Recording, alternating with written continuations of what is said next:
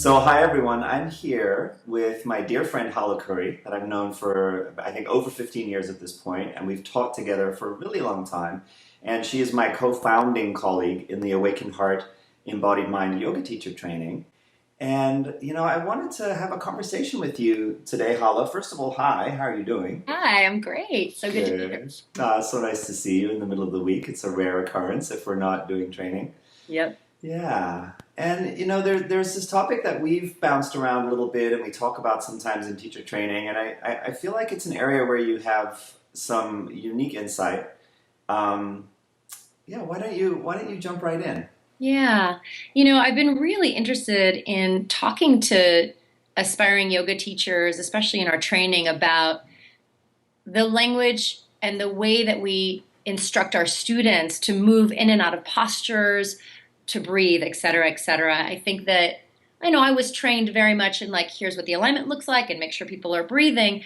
And I internalized some things about what advanced is and what we're supposed to be doing that weren't necessarily explicitly taught. Some Yeah. was explicit, but there's sort of this implicit thing that happens when we're trained that, I remember for my teacher training, I had to be able to do a 5 minute headstand to even be accepted in the training, Yeah, I remember those days. which feels really random. Yeah. And so there was very much a messaging that yoga is about a physical mastery Mm. of weird shapes Yeah. and complicated poses, and that if you could master that, it had some other meaning around your Mm. well-being. Wow. And I bought into that. I mastered a lot of weird things. I could get both feet behind my head. I memorized prayers and mantras that I didn't understand. And I had this idea that if I could do that, I was searching for some meaning. Yeah. And it's really fun to get to invite our teachers to think critically about some of that stuff Yeah. and to get curious about like, what is the goal of yoga? Yeah.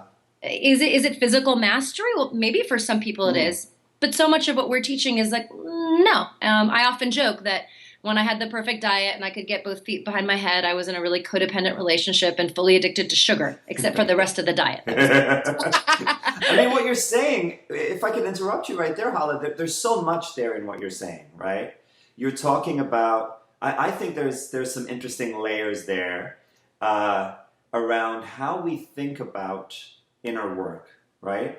And in a way, we're in a culture that's hungry for spirituality. We're in a culture that's hungry for inner work and for meaning and for belonging to a community that is involved somehow in something that seems noble, spiritually fulfilling, right? Focusing on the right intentions about how you live your life. Mhm. But at the same time, alongside that, there's this oversimplification that I think comes from an extrovert society, and it comes from a society that's very focused on physical symbols of accomplishment, right? Yeah.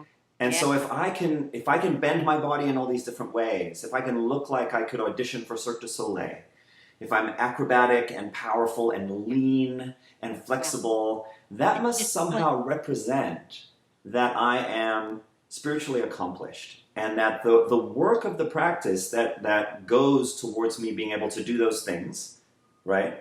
Hmm. And of course, for some people, it's not as much work as others because Right. they're genetically advantaged, right? Yeah. Genetically Yeah. privileged, we could even say, Exactly. right? That work somehow invisibly is also supposedly generating this spiritual and what we would identify even as psychological transformation, Hmm. right? And what I hear you saying is, wow, when I had a completely clean, superior diet and I could get both my feet behind my head, actually, the rest of my life was still pretty messed up. Exactly. Exactly. Well, I think it's also about what is the goal. Yeah. And, for me, especially as a female, with all this internalized body image stuff Hmm. and need for control, I think what I used yoga for was sort of a neurotic way to feel in control of how chaotic I felt inside. And I know that what we're teaching and what I've been trying to teach for we've both been teaching for decades now is that, well, what is well being? What does it mean to be connected to our authentic self? What are healthy relationships like? And how Hmm. can a physical practice help us move towards more authentic living? That's right. And as teachers, there's things that we can do that move our students towards that goal or Mm. perpetuate this idea that physical mastery and perfection Mm. and the appearance that everything is Yeah. fine is what we're looking for. Um, so Mm. subtle things like saying to students, well, advanced students do this and beginner students do that Mm. implies that there's a hierarchy That's right. versus one way to do it this way and one way to do it is that way. Yes.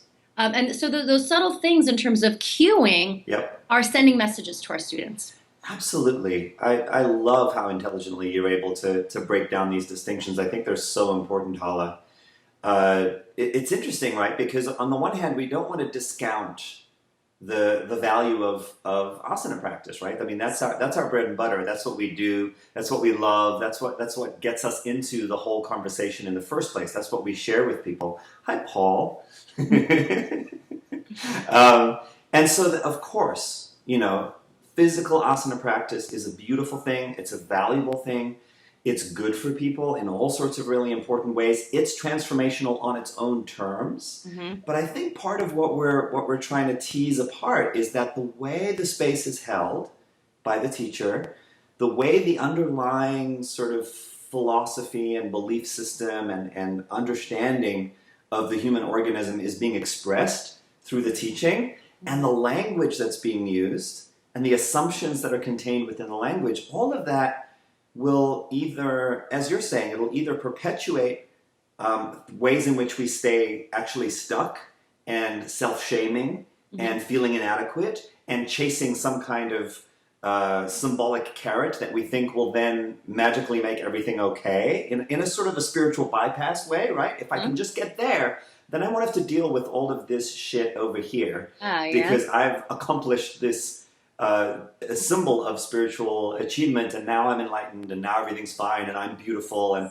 I can manifest whatever I want, right? Absolutely. Either it'll perpetuate some of that, which you and I know, see as a little bit of a problematic dead end in some ways, or it can help people move down the path that I know you and I both really value, which is one of genuine healing, self-acceptance, breaking through actually some of the familial and societal dysfunctions that we've internalized. Yeah. Yeah.